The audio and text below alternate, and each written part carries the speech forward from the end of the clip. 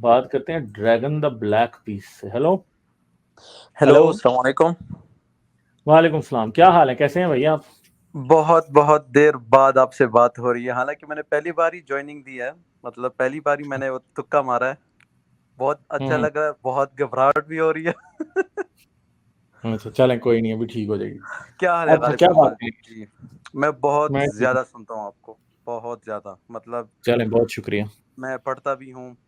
सही है, अभी तो पोस्ट ग्रेजुएट हैं वगैरह वगैरह जो भी है, अब ज़्यादा डिटेल्स में नहीं जाते। सही है। हम्म। तो मेरे कुछ सवाल हैं। I am hmm. Literally at the brink, मतलब आई अच्छा। Am almost like call it left. Hmm. या तो एक सवाल है जो हमेशा खटकता है, मतलब है ना, हम्म। बंदा सोच में पड़ जाता है कि यार what is the driving force for evolution? You environment. Know what I mean? Change survival. जिस चेंज तरह को जिस ठहर तरह दें, जिस डालिए तरह एयरप्लेन जिस भी तरह आप।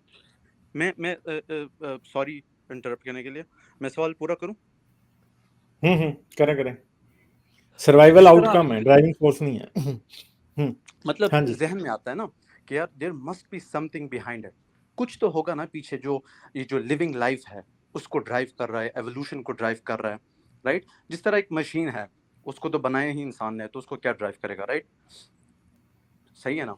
लेकिन जो ह्यूमन बॉडी है, plus evolution, plus all of this, जितनी भी लाइफ चल रही है, from Neanderthals and from the वो जो सबसे पहली वाली ह्यूमन स्पीशीज थी, ठीक है, ड्राइव क्या कर रही है इस चीज को?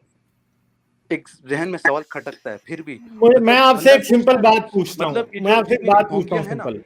ये जो भोंगियां जितनी भी होती है ना, ये जो रिलीजियस वगैरह वगैरह, उनको बहुत ही बंदा डिनाई कर लेना, लेकिन ये वाली चीज है ना, बीच में आ जाती है कि ये what could it be, like which अच्छा ब्लेंड चलें, ऑलमोस्ट परफेक्टली। आपको मेरी लेकिन आवाज आ एक, रही है?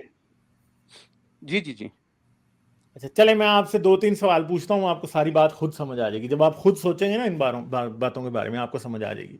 जी जी जैसे अभी आपने पूछा कि ड्राइविंग फोर्स क्या है एवोल्यूशन के जी पीछे, तो मैं आपको सिंपल बात बता रहा हूँ, ड्राइविंग फोर्स एवोल्यूशन के पीछे चेंज इन एनवायरनमेंट है।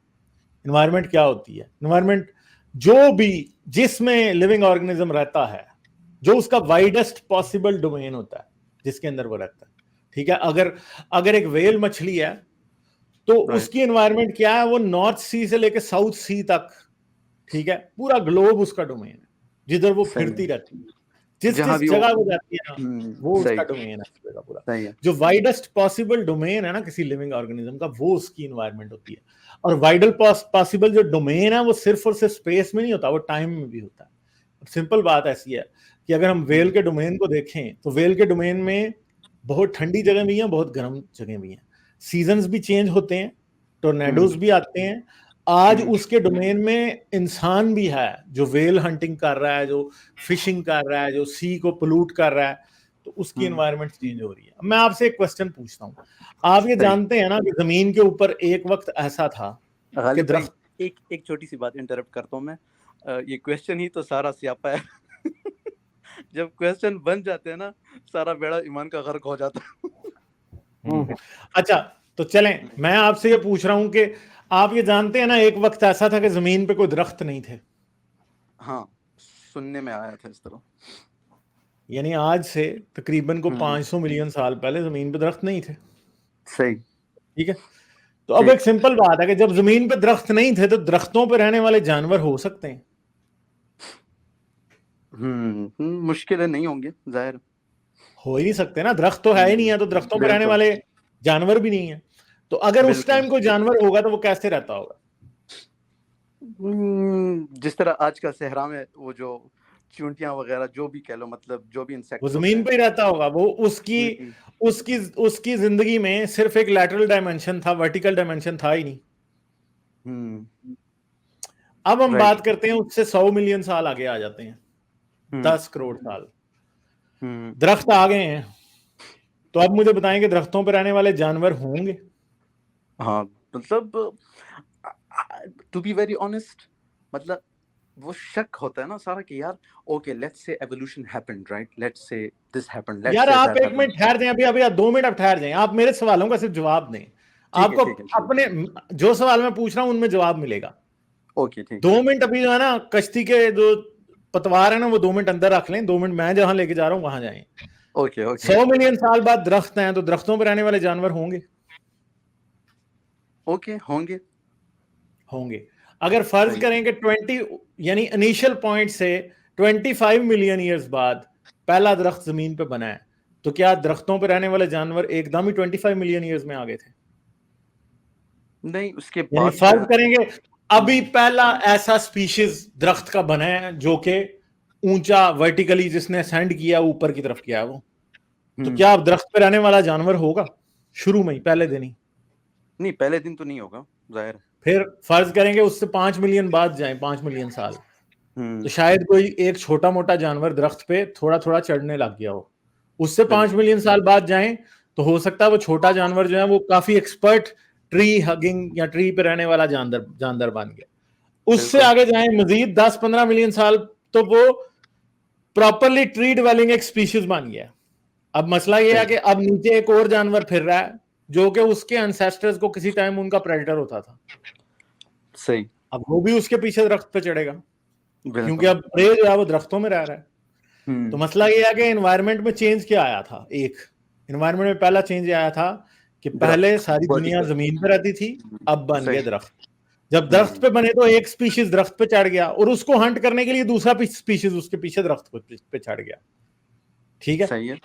ओके। फिर उसके बाद क्या हुआ कि फ्लाइंग दरख्तों की वजह से कुछ जानदार ऐसे भी आ गए कि वो अब उड़ने लगे। सही। और उनके पीछे कोई और प्रेडेटर भी उड़ने लगा। ठीक है, तो जाहिर बात है कि सिर्फ पहले ट्री हगर्स थे, अब ट्री की वजह से फ्लाइंग वाले भी बन गए और फ्लाइंग करने वाले जो प्योरली फ्लाइंग बन गए एक टाइम पे आके। और प्योर फ्लाइट की वजह से फिर क्या हुआ? प्योरली फ्लाइट वाले प्रेडेटर्स भी आ गए डाउन द रोड।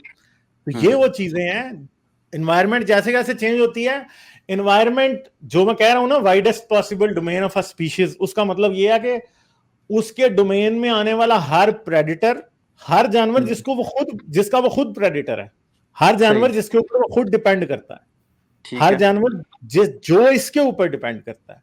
तो एनवायरनमेंट क्या है कि अगर एक भी फैक्टर एक एनवायरनमेंट में बदलेगा तो कोई ना कोई जानवर जरूर बदलेगा, उसकी वजह से एवोल्यूशन उसकी वजह से जरूर होगी। फर्ज करेंगे एक नया प्रेडेटर इंट्रोड्यूस हो जाता है तो उसकी वजह से क्या होगा कि वो जो जिस जानवर के ऊपर वो प्रेडेट, फर्ज करेंगे एक जगह पे कुछ हिरन रहते हैं और जी उस जगह पे कुत्ते भी रहते हैं या वुल्फ्स रहते हैं, तो वुल्फ्स जो है वो हिरनों को शिकार उनका कर रहे हैं।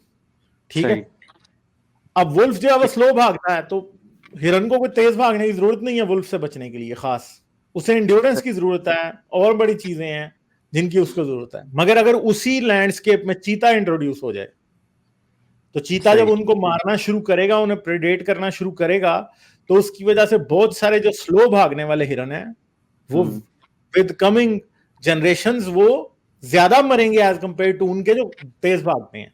इसकी वजह से पूरे के पूरे जो हिरन ऐसे इवॉल्व हो जाएंगे जो कि ज्यादा तेज भागते हैं, और आफ्टर अ फ्यू थाउजेंड या few tens of thousands of years या 100,000 ईयर हमारे पास एक प्योरली ऐसा हिरन सामने आ जाएगा जो कि चीते की स्पीड से लड़ने के लिए काफी है। यानी वो इतनी स्पीड पे भाग सकता है कि चीते को उसे पकड़ने में मुश्किल होती है। सही है। ठीक है, तो अब जब वो हिरन ज्यादा तेज भागेगा तो उसकी वजह से वो चीता भी ज्यादा तेज भागेगा और आहिस्ता आहिस्ता क्या होगा, इन दोनों के दरमियान एक एवोल्यूशनरी आर्म्स रेस शुरू हो जाएगी। सही। चीते एक हिरन की जनरेशन को मारेंगे क्योंकि that was a bit slow.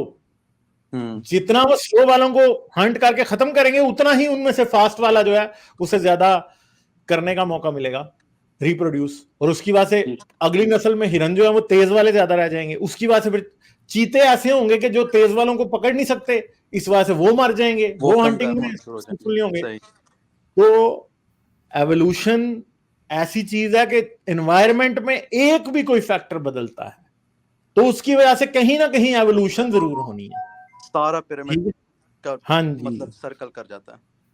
हर चीज कहीं ना कहीं किसी ने बदलना है। If someone's legs are getting shorter then someone is becoming fat, if someone speed is reducing तो किसी और की भी स्पीड कम हो रही है। ठीक है, एक प्रेडेटर अगर अनसक्सेसफुल है तो प्रे की तादाद बढ़ रही है, प्रे की अगर तादाद बढ़ रही है तो उसकी वजह से प्रेडेटर को ज्यादा अपॉर्चुनिटी मिल रही है, फिर उसकी वजह से उसका भी नंबर बढ़ जाएगा। मोर लाइक प्लांट्स के लिए अपनी मतलब है ना, वही वाला वो जो मिसाल है ना कि the world is your ocean, ठीक है, तो मतलब जो भी डोमेन उनको मिल गया बस उसमें वो लोग इवॉल्व कर रहे होते जो भी उनको मतलब जज रहा होता है उस वक्त में। इसी तरह से एनिमल्स को भी अकॉर्डिंगली, राइट, इसी तरह से ना, ठीक है, एग्जैक्टली, राइट, तो सही। मसला ये है कि एनवायरनमेंट में कोई भी चेंज हो उसकी वजह से चीजें बदलती हैं। जैसे अब एक सिंपल बात है, मैं आपको बताता हूं, जो बहुत पुरानी अर्थ थी ना उस पर सिर्फ आर्थोपाड्स थे। आर्थोपाड यानी कीड़े, वो डायनासोर से भी पहले थे। उस टाइम जमीन पे ऑक्सीजन बहुत ज्यादा थी, मगर ड्यू टू सम फैक्टर्स बाद में ऐसा हुआ कि ऑक्सीजन कम हो गई। वही आर्थोपाड या कीड़े जो थे उस टाइम 5-5 फुट के जो है ना वो कीड़े होते थे। ड्रैगन फ्लाई जो थी 3 फुट की थी, कम से कम कोई 25 किलो का ड्रैगन फ्लाई होता था। अच्छा, ठीक है, इसी तरह मिलीपीड और सेंटीपीड्स हैं वो 10-10 मीटर लंबे होते थे। यानी आज का मगरमच्छ सेंटीपीड और मिलीपीड से छोटा है, फॉसिलाइज हुए हमें आज पता है उनका भी। ठीक है, मगर बात यह है कि क्योंकि जो इंसेक्ट्स हैं वो अपनी स्किन के थ्रू ब्रीथ करते हैं, तो ऑक्सीजन अगर हाई थी परसेंटेज में तो तभी वो ब्रीथ कर सकते थे। सही, ठीक है, उनका साइज, अब फिर जब ऑक्सीजन कम हुई तो वो रहे तो सही, मगर उनके साइज छोटे हो गए, क्योंकि you can only breathe so much through the skin. ठीक है, तो अब अगली बात क्या हुई है कि फिर उनके बाद जो रेप्टिलियंस आए उनके पास लंग्स थे। लंग्स क्या है? लंग्स पैसिव ऑक्सीजन एब्जॉर्ब नहीं करते, वो एक्टिवली ऑक्सीजन एब्जॉर्ब करते हैं। कि वो पहले एक ऑक्सीजन का वॉल्यूम लेते हैं, उसे अपने लंग्स के अंदर लेके जाते हैं जहां से उनके ब्लड में एब्जॉर्ब होती है, फिर उसे एक्सहेल कर देते हैं, फिर मजीद ऑक्सीजन ले लेते हैं, फिर उसे एक्सहेल कर देते हैं। विद इन अ मिनट वो कितनी बार और वो कितने टाइम ज्यादा ऑक्सीजन जो है as compare to an insect जो है वो कर सकते हैं एब्जॉर्ब। तो जब ऑक्सीजन की परसेंटेज एनवायरनमेंट में कम हुई तो उसके साथ ही क्या हुआ कि एवोल्यूशन ने ऐसे जानवर भी सामने आ गए जिनमें लंग्स थे, और लंग्स टोटली एक नए मैकेनिज्म के मुताबिक ऑपरेट करते थे। ठीक है, समझ गए बात? बिल्कुल। फिर एक जमाने में जमीन हॉट हो गई थी, थोड़ी सी गर्म हो गई थी, तो जो आपके स्नेक्स के साइजेस हैं वो बढ़ गए थे। टाइटन बोवा एक स्नेक था, वो तकरीबन 40 to 60 फीट लेंथ में था रफली, I don't remember the exact, मगर तो डिपेंड एनवायरनमेंट गर्म हुई तो आपके रेप्टाइल्स की साइज बढ़ना शुरू हो गई। रेप्टाइल्स की रेंजेस भी बढ़ गई। नॉर्थ पोल के पास रेप्टाइल्स के फॉसिल्स मिलते हैं। ठीक है, बिल्कुल।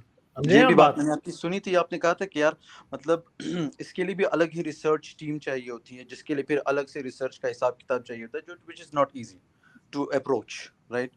वो जो फॉसिल्स वगैरह हैं, तो बस जो मिलते हैं वो भी बड़ी बात है, बंदा उसी से मतलब वो कर सकता है, आइडिया ले सकता है, राइट।